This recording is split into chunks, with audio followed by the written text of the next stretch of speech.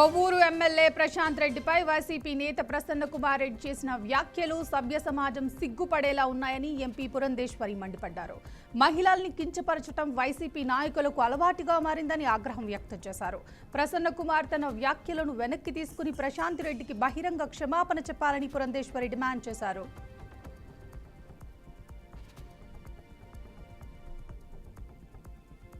రాజశేఖర్ రెడ్డి మనకి నాయకుడు, మరణించినా మనందరి గుండెల్లో జీవించి ఉన్నాడని మాజీ మంత్రి పేర్ని నాని అన్నారు. మాజీ సీఎం నందమూరి తారక రామారావు మంచి నాయకుడని, ఆయనకు వచ్చిన మరణం ఎవరికి రాకూడదని చెప్పారు. కార్యకర్తలు పవన్ కళ్యాణ్ గురించి మాట్లాడమని కోరితే తాను కిరాయికి మాట్లాడటానికి రాలేదని, కూలీకి మాట్లాడాను అని వ్యంగ్యంగా అన్నారని గుర్తు చేశారు. వైసీపీ నేతల వేధింపులు తట్టుకోలేక ఓ వ్యక్తి ఆత్మహత్యకు యత్నించిన ఘటన ఎన్టీఆర్ జిల్లాలో చోటు చేసుకుంది. కీసరకు చెందిన అంగిరేకుల రాంబాబును వైసీపీ జడ్పీటీసీ భర్త రమేష్ పెడుతున్న వేధింపులు తట్టుకోలేక ఆత్మహత్య యత్నానికి పాల్పడ్డాడు. భూమి కొని పెడతానని చెప్పి డబ్బులు తీసుకున్నాడని తెలిపారు. భూమి కొనివ్వకపోగా డబ్బులు తిరిగివ్వమని అడిగితే చంపేస్తానని బెదిరించాడని ఆవేదన వ్యక్తం చేశారు.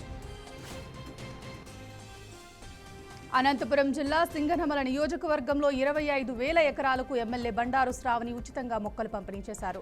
3 ఏళ్ల వరకు వాటి సంరక్షణ, ఉచిత నీటి సౌకర్యం, ఉచిత పెస్టిసైడ్స్ కూడా ప్రభుత్వం చూసిస్తుందని తెలిపారు. ప్రతి ఒక్క రైతు ఈ అవకాశాన్ని సద్వినియోగం చేసుకోవాలని సూచించారు. రైతులు ఎలాంటి ఆందోళన చెందాల్సిన అవసరం లేదని అన్నారు. వైసీపీ నేత ప్రసన్న కుమార్ ఇంటిపై జరిగిన దాడిని మాజీ సీఎం వైఎస్ జగన్ ఖండించారు. చంద్రబాబు పాలన 3 హత్యలు, 6 యత్యాహత్యాలు, 12 దాడుల రూపంలో సాగుతుందని విమర్శించారు. ప్రసన్న కుమార్ రెడ్డిపై హత్యా ప్రయత్నమే లక్ష్యంగా ఆయన ఇంటిపై జరిగిన దాడిని తీవ్రంగా ఖండిస్తున్నారని తెలిపారు. విద్యా వ్యవస్థను నిర్వీర్యం చేసిన ఘనత కాంగ్రెస్ ప్రభుత్వానిదేనని మాజీ మంత్రి హరీష్ రావు ఎద్దేవా చేశారు.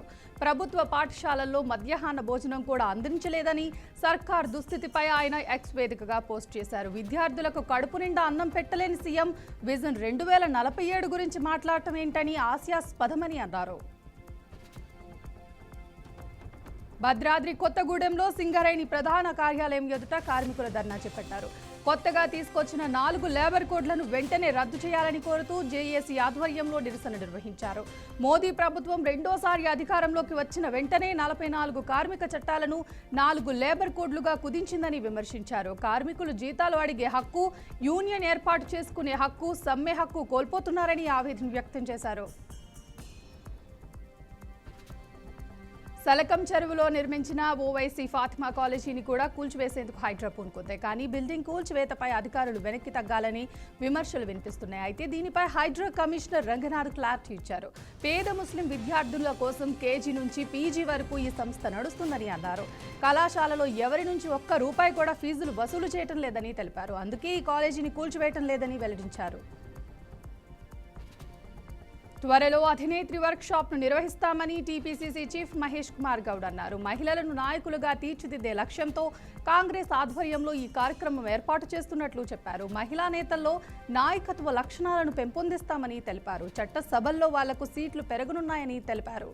త్వరలో అధినేత్రి వర్క్ షాప్ ను సీఎం రేవంత్ రెడ్డి ప్రారంభిస్తారని వివరించారు.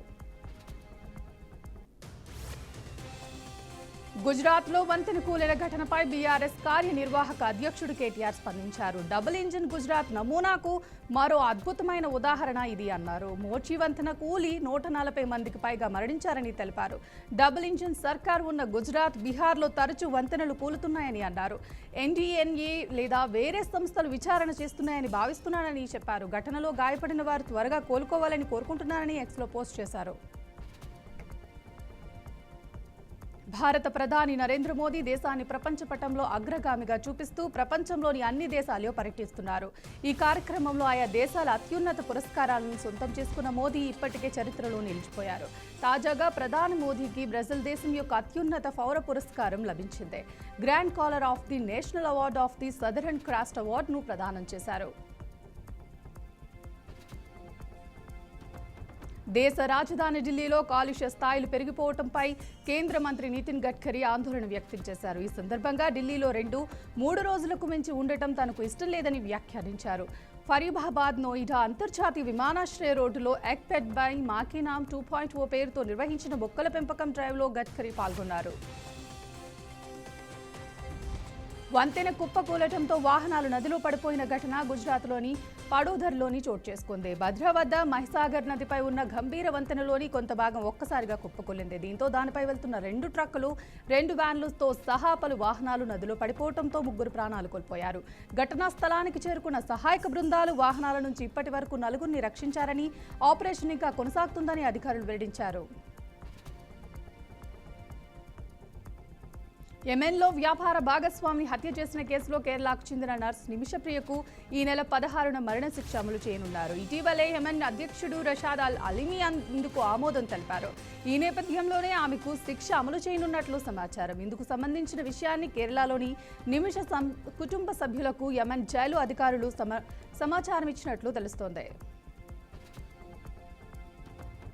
భారత్తో వాణిజ్య ఒప్పందానికి దగ్గరగా ఉన్నామని అమెరికా అధ్యక్షుడు డొనాల్డ్ ట్రంప్ తెలిపారు. బ్రిటన్తో ఒప్పందం చేసుకున్నామని, చైనాతో చేసుకున్నామని, భారత్తో ఒప్పందం కుదుర్చుకోవడానికి దగ్గరగా ఉన్నామని తెలిపారు.